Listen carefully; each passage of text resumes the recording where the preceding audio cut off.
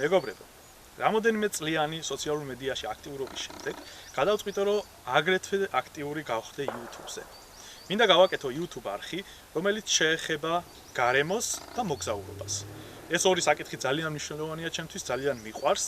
თვლი რომ რაღაც მცირე გამოცდილება დამიგროვდა ამ კუთხით, ამიტომ ძალიან კარგი იქნება გავაზიარო ეს ყველაფერი და აგრეთვე გავიზიარო სხვების გამოცდილება ამ არხის მეშვეობით.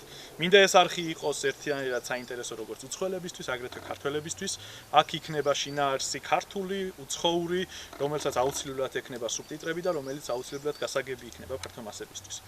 YouTube-ის სპეციფიკასთან დაკავშირებით უკვე რამოდენიმე რჩევა მოვისმინე.